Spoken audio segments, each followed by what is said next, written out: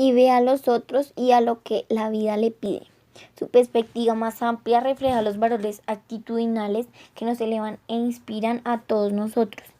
Tomar la iniciativa. Nuestra naturaleza básica consiste en actuar, no en lo que se actúe sobre nosotros. Esto nos permite elegir nuestras respuestas a circunstancias particulares y además nos da poder para crear las circunstancias. Tomar la iniciativa no significa ser insistente, molesto o agresivo. Significa reconocer nuestra responsabilidad de hacer que las cosas sucedan. A lo largo de los años frecuentemente he tenido la oportunidad de asesorar a las personas que querían conseguir mejores empleos. Los he aconsejado mostrar más iniciativa, hacerse administrar tests de interés y amplitudes, estudiar la industria, incluso los problemas específicos que afrontan los organizadores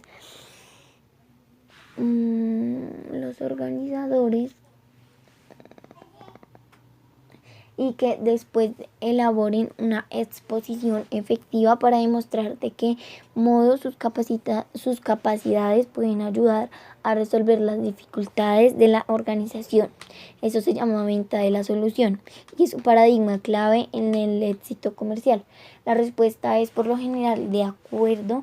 La mayoría de las personas advierten cuán poderosamente ese enfoque acrecienta sus posibilidades de encontrar empleo y progresar, pero muchas de estas no daban los pasos necesarios, no tomaban la iniciativa para llevar esa técnica a la práctica. No sé a dónde ir para someterme a los test de interés y amplitudes, cómo estudiar los problemas de la industria y la organización. Nadie quiere ayudarme. No tengo la menor idea de cómo se realiza una exposición efectiva. Muchas personas esperan que suceda algo o que alguien se haga cargo de ellas, pero las personas que llegan a ocupar los buenos propuestos son las personas proactivas, aquellas que son soluciones para los problemas y no problemas ellas mismas, que tomen la iniciativa de hacer siempre lo que resulte necesario, congruente con principios correctos y finalmente realizan la tarea. Cuando alguien de nuestra familia, aunque sea de nuestros hijos más pequeños, adopta una posición irresponsable y espera que algún otro se enfrente a las cosas o proporcione una solución, le decimos: usa sus recursos e iniciativas. En realidad, antes que nosotros digamos nada, suele ocurrir que el quejoso se responda a sí mismo: ya lo sé, tengo que usar mis REI. Mantener a las personas en el curso de la responsabilidad no es humillante, es afirmativo. La proactividad forma parte de la naturaleza humana y aunque los músculos proactivos puedan encontrarse adormecidos, sin duda están en su lugar. Al respetar la naturaleza proactiva de las otras personas, por lo menos les proporcionamos un reflejo claro y no distorsionado de su figura en el espejo social. Desde luego debe tenerse en cuenta el nivel de madurez del individuo. No podemos esperar una gran cooperación creativa de quienes se hallan en una profunda dependencia emocional, pero por lo menos podemos afirmar su naturaleza básica y crear una atmósfera en la que las personas puedan aprovechar las oportunidades y responder problemas, confiando cada vez en sí mismas. Actúe o deje que los demás actúen por usted. La diferencia entre las personas que toman la iniciativa y las que no lo hacen equivale literalmente a la diferencia entre el día y la noche.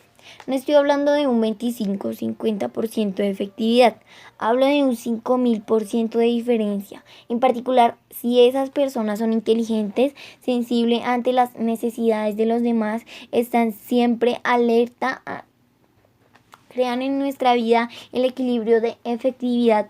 PCP requiere iniciativa. Hace falta iniciativa para desarrollar los 7 hábitos. Al estudiar los otros 6 hábitos, el lector verá que cada uno de ellos depende del desarrollar de los músculos proactivos. En todos los casos, es uno mismo quien tiene la responsabilidad de actuar. Si espera que los demás actúen sobre usted, actuarán sobre usted.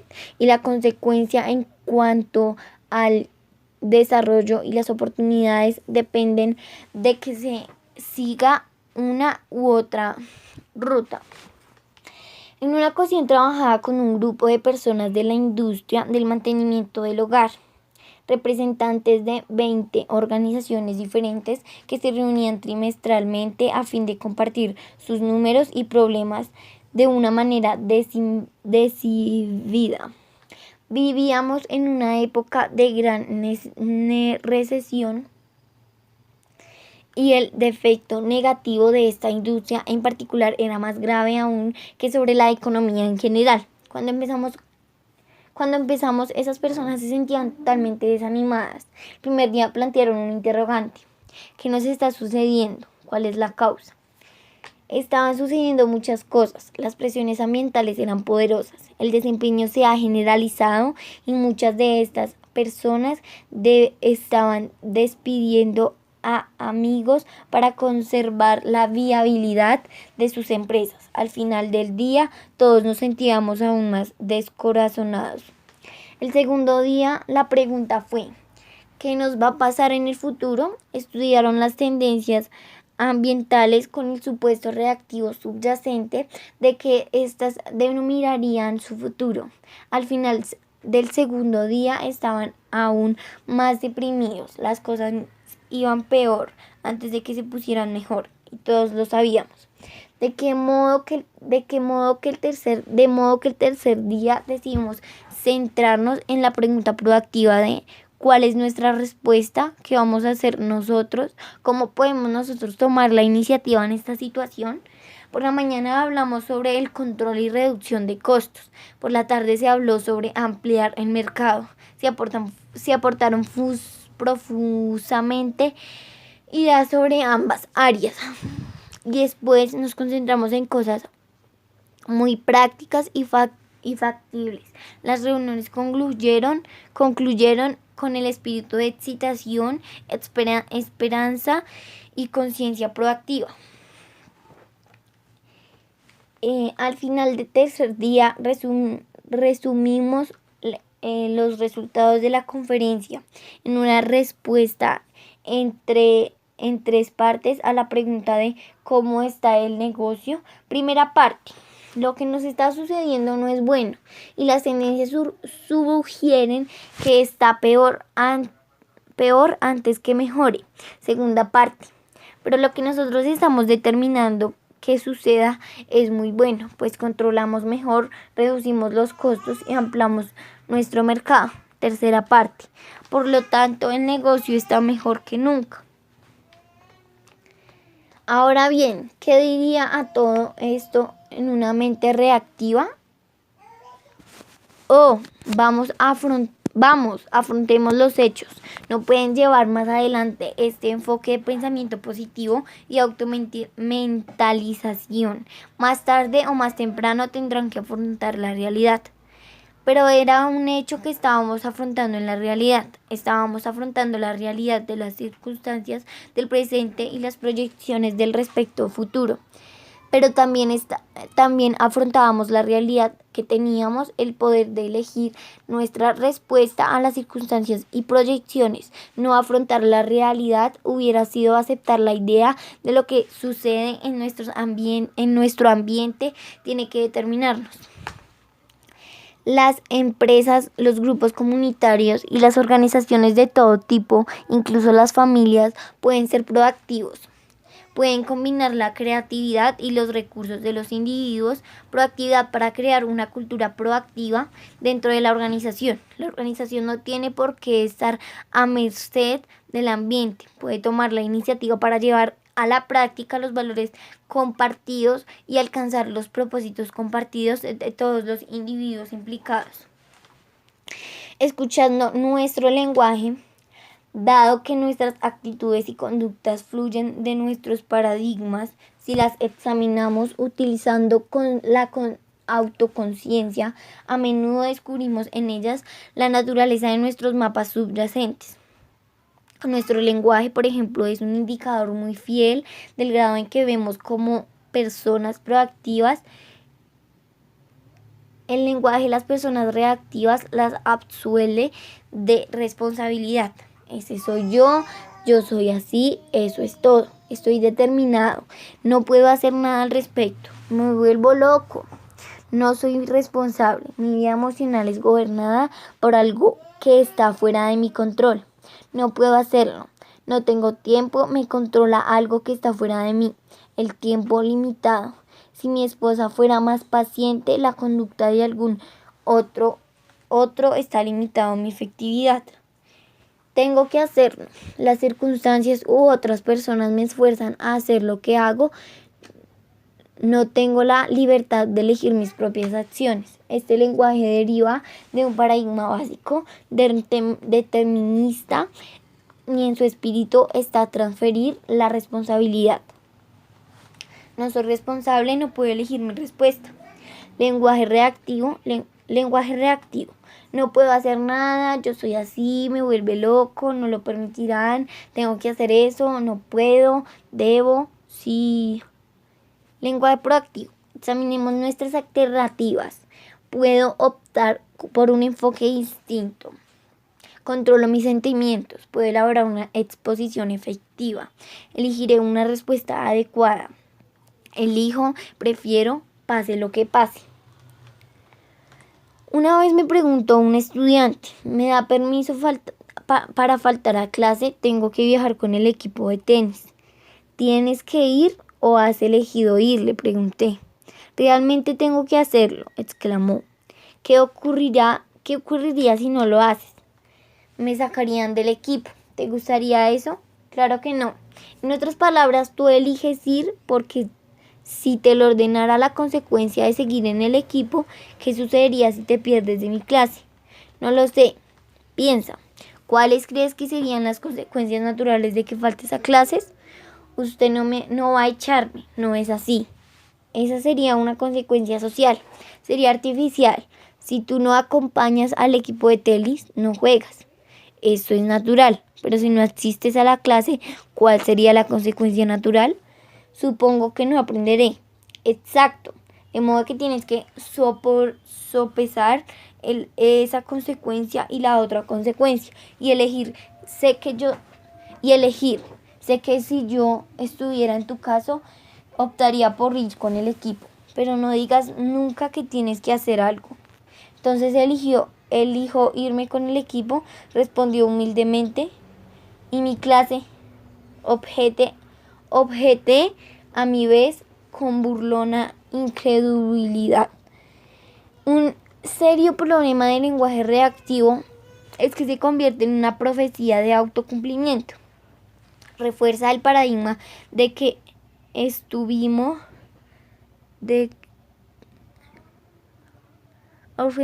problema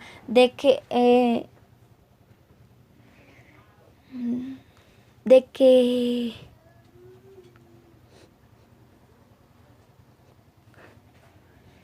observa el problema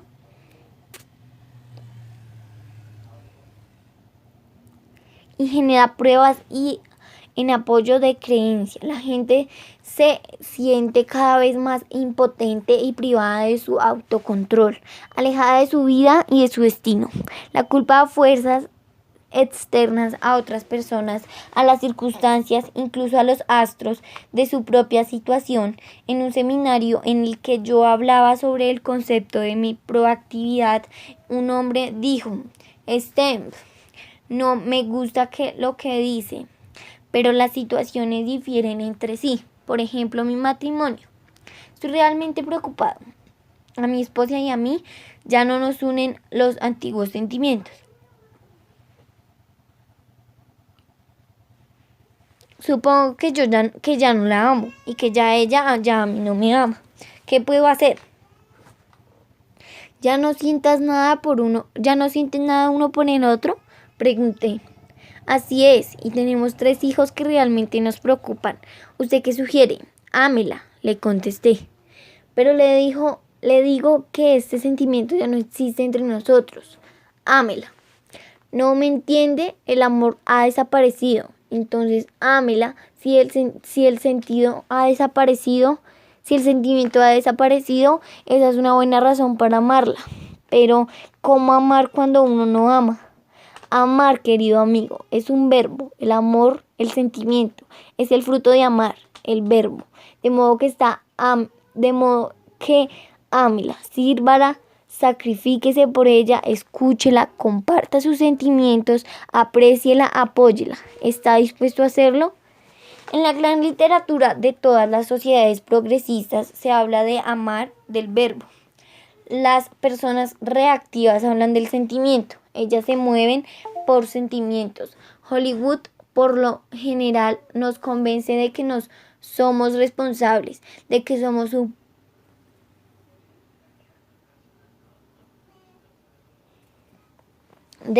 un producto de nuestros sentimientos. Pero los guiones de Hollywood nos describen la realidad. Si nuestros sentimientos controlan nuestras acciones, ello debe a que hemos renunciado a nuestra responsabilidad y que permitimos que los sentimientos nos gobiernen.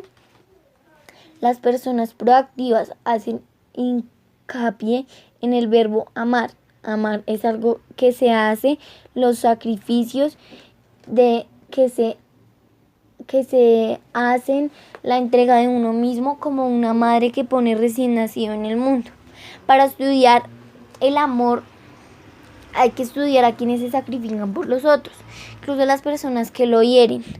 Los padres tienen el ejemplo del amor que en ellos mismos despiertan los hijos por los que se sacrifican. El amor es un valor creado por el medio de acciones amatorias de las personas proactivas, subordinan los sentimientos a los valores. El amor, el sentimiento puede recuperarse. Círculo de preocupación, círculo de influencia. Otro modo excelente de tomar más conciencia de nuestro propio grado de proactividad consiste en examinar en qué hemos invertido nuestro tiempo y nuestra energía. Cada uno de nosotros tiene una amplia gama de preocupaciones: la salud, los hijos, los problemas del trabajo, la deuda pública, la guerra nuclear. Podemos separarlas de las cosas con las que no tenemos ningún compromiso mental y emocional, creando un círculo de preocupación. Cuando revisamos las cosas que están dentro de nuestros círculos de preocupación, resulta evidente que sobre algunas de ellas no tenemos ningún control real, y con respecto a otras podemos hacer algo. Podemos identificar las preocupaciones de este último grupo circunscribiéndolas dentro de un círculo de influencia más pequeño. Cosas que nos preocupan, el círculo de preocupación. Determinado cuál de estos 2 círculos es el centro alrededor del cual gira la mayor parte de nuestro tiempo y energía, podemos descubrir mucho sobre el grado de nuestra proactividad. Las personas proactivas centran sus esfuerzos en el círculo de influencia, se dedican a las cosas con respecto a las cuales pueden hacer algo. Su energía es positiva, se amplía y aumenta, lo cual conduce a la ampliación del círculo de influencia. Por otra parte, las personas reactivas centran sus esfuerzos en el círculo de preocupación. Su foco se sitúa en los defectos de otras personas, en los problemas del medio y en circunstancias sobre las que no tienen ningún control. De ello resultan sentimientos de culpa y acusaciones, un lenguaje reactivo y sentimientos intensificados de aguda impotencia. La energía negativa genera por este foco, combinada con la desatenación de las áreas en las que se puede hacer algo, determina que un círculo de influencia se encoja. Cuando trabajamos en nuestro círculo de preocupación, otorgamos a cosas que están en su interior el poder de controlarnos. No estamos tomando la iniciativa proactiva necesaria para efectuar el cambio positivo. Círculo de preocupación, círculo de influencia. En páginas anteriores compartí con el lector la historia de mi hijo, que debía afrontar serios problemas en la escuela. A Sandra y a mí nos preocupaba profundamente su aparente debilidad, del modo en que otras personas estaban tratándolo. Círculo de influencia, arriba, al lado, abajo. Preocupación. Foco proactivo. La energía positiva amplía el círculo de la influencia. Pero estas cosas estaban en nuestro círculo de preocupación. Cuando centramos nuestros esfuerzos en ellos, no conseguimos nada, salvo intensificar nuestros sentimientos de inadecuación y desvalamiento y reforzar la dependencia de nuestro hijo. Solo cuando pasamos a trabajar en nuestro círculo de influencia, cuando nos centramos en nuestros propios paradigmas, empezamos a crear una energía positiva que nos cambió a nosotros y finalmente influyó también en nuestro hijo, trabajando sobre nosotros mismos. En lugar de preocuparnos por las condiciones, pudimos influir en las condiciones en virtud de su posición, su riqueza, su rol en las relaciones y algunas circunstancias. El círculo de influencia de una persona es más grande que su círculo de preocupación. Esta situación refleja una miopía emocional autoinfligida, otro estilo de vida reactivo centrado en el círculo de preocupación. Aunque hayan tenido que priorizar el empleo de su influencia, las personas proactivas tienen un círculo de preocupación, es poder por lo menos tan grande como su círculo de influencia, y aceptan la responsabilidad de usar esa influencia con responsabilidad. Círculo de preocupación, círculo de influencia. Foco reactivo. La energía negativa reduce el círculo de la influencia. Círculo de influencia, círculo de preocupación. Control directivo, indirecto e insistente. Los problemas que afrontamos caen de tres áreas posibles: la de control directo, que involucra nuestra propia conducta; la de control indirecto, que involucra la conducta de las otras personas; o la inexistencia de control, problemas acerca de los cuales no podamos hacer nada, como los de nuestras realidades situacionales o pasadas. El enfoque proactivo da el primer paso a la solución de los tres tipos de problemas dentro de nuestro círculo de influencia presente. Los problemas de control directo se resuelven trabajando sobre nuestros ámbitos. Están obviamente dentro de nuestro círculo de influencia. Son las victorias privadas, los hábitos de 1, 2 y 3. Los problemas del control indirecto se resuelven cambiando nuestros métodos de influencia. Son las victorias públicas, de los hábitos 4, 5 y 6. Personalmente he identificado más de 30 métodos diferentes de la influencia humana, tan distintos como lo son la empatía, la confrontación o el ejemplo de la persuasión. La mayoría de las personas tienen en su repertorio solo 3 o 4 de estos métodos. Por lo general empiezan por el razonamiento y si no les da resultado pasan a la lucha o la fuga. Resulta sumamente liberador aceptar la idea de que podemos aprender nuestros métodos de influencia humana, en el lugar de tratar de usar constantemente los antiguos métodos inefectivos para poner en orden a los demás. Los problemas de la inexistencia de control suponen asumir la responsabilidad de modificar nuestras actitudes, sonreír, aceptar auténtica y pacíficamente esos problemas y aprender a vivir con ellos. Aunque no nos gusten, de este modo no les otorgamos el poder de controlarlos. Compartimos el espíritu de la oración de Alcohólicos anónimos. Señor, concédeme coraje para cambiar las cosas que pueden y deben cambiarse, serenidad para aceptar las cosas que no pueden cambiarse y sabiduría para establecer la diferencia. Sea que el problema que nos afecta implique el control directo, indirecto o inexistente, está en nuestras manos dar el primer paso hacia la solución. Dentro de nuestro círculo de la influencia están los cambios de nuestros ámbitos, de nuestros métodos de influencia, el modo en que vemos las dificultades que no controlamos, ampliando el círculo de influencia. Resulta alentador comprender que al elegir nuestra respuesta a las circunstancias influimos poderosamente en nuestras circunstancias.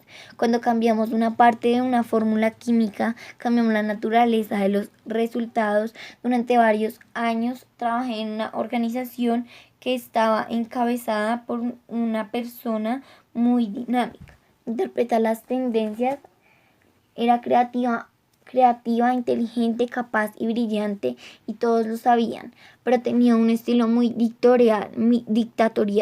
Tenía a tratar a las personas como si fueran autómatas, como si carecieran de juicio propio. Su manera de hablarles a quienes trabajan en la organización era: busque esto, busque aquello, ahora haga esto, ahora haga aquello. Yo tomaré las decisiones. El efecto global ganó la antipatía de casi todo el equipo ejecutivo que lo rodeaba. Los funcionarios se reunían en los pasillos y se quejaban de él mutuamente, discutían muy sutilmente, con claridad, responsabilidad por las debilidades del presidente. No puedo imaginar lo que ha pasado esta vez, decía alguien. El otro día vino a mi departamento. Yo ya lo tenía todo organizado, pero él entró y me dio indicaciones totalmente diferentes. Tiró por la ventana todo lo que yo había estado haciendo durante meses. No sé cómo se supone que voy a seguir trabajando para él. ¿Cuánto faltará para que se jubile? Tiene solo 59 años, respondió alguien. ¿Crees que sobrevivirás 6 años más? No lo sé. Además, es el tipo de persona que probablemente quiere seguir trabajando. Pero uno de los ejecutivos era proactivo. Lo impulsaban valores, no sentimientos. Tomó la iniciativa, se anticipó, empatizó, interpretó la situación. No dejaba de ver los defectos del presidente, pero en lugar de anticipo, empatizó, interpretó la situación. No dejaba ver los defectos del presidente, pero en lugar de criticarlo, los compensó. En los puntos en los que el estilo del presidente era débil, procuró actuar como amortiguador para salvaguardar a su personal y convertir en irrelevantes esas debilidades. Y el trabajo con los puntos fuertes del presidente, su visión, su talento y su creatividad. Este hombre se centró en un círculo de influencia. También era tratado como un autómata, pero hizo más de lo que se esperaba de él. Se anticipó a las necesidades del presidente, interpretó con empatía su preocupación subyacente, de modo que al llevarle la información, también le entregó su análisis y sus recomendaciones basadas en este análisis. Un día, cuando yo me encontraba con el presidente en calidad de asesor, me dijo: Steven,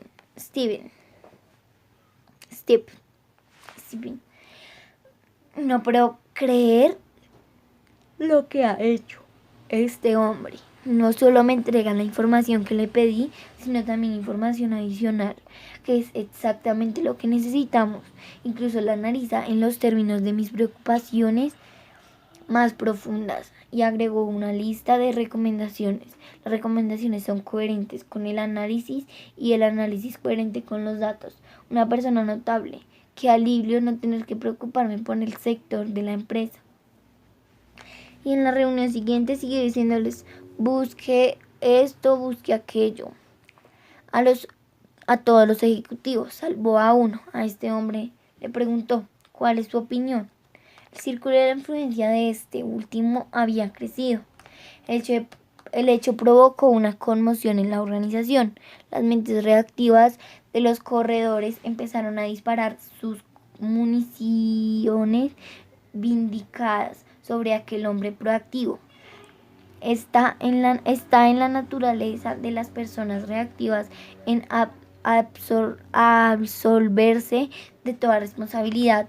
Es mucho más seguro decir no soy responsable. Si digo soy responsable, corro el riesgo de tener que decir soy irresponsable. Tal vez me resulte difícil admitir que tengo el poder de elegir mi respuesta, que la respuesta que he elegido me lleva sumamente a un ambiente negativo, conflictivo, en especial si durante años me he absuelto de la responsabilidad de los resultados, apelando las flaquezas de algún otro. De modo que estos ejecutivos se centraron en la consecución de más información, más municiones, más pruebas de favor de la idea de que nos eran responsables. Pero ese hombre de mal que habló también fue proactivo respecto que ellos poco a poco también se fue creciendo su círculo de influencia. Siguió expandiéndose hasta que finalmente nadie, ni siquiera el presidente, adoptó una medida significativa para la organización sin que este ejecutivo participara y la aprobara de ningún modo. Pero el presidente no se sentía amenazado porque la fuerza de aquel hombre complementaba su propia fuerza y compensaba sus debilidades. De este modo él contaba con la fuerza de dos personas trabajando en equipo. El éxito de aquel hombre no dependía de las circunstancias. Muchos otros estaban en la misma situación. De la diferencia residía en la respuesta que eligió, en el hecho de que se hubiera concentrado en su círculo de influencia. Algunas personas se creen que proactivo significa arrogante, agresivo o insensible. No se trata de eso en absoluto. Las personas proactivas no son arrogantes, son listas, se mueven por valores, interpretan la realidad y saben lo que se necesita. Podemos en Gandhi, mientras que sus acusadores estaban en las cámaras legislativas criticando porque no se unía a su círculo de retórica condenatoria del Imperio Británico por el sometimiento del pueblo indio. Gandhi expandía su círculo de influencia entre los campesinos, silenciosa, lenta e inconceptiblemente. Una ola de apoyo, confianza y fe la seguía en los campos, aunque no tenía ningún cargo ni posición política, por medio del ayuno y la persuasión moral. Finalmente puso a Inglaterra de rodillas, quebrando la dominación política impuesta a 300 millones de personas con el poder de su círculo de influencia enormemente ampliado.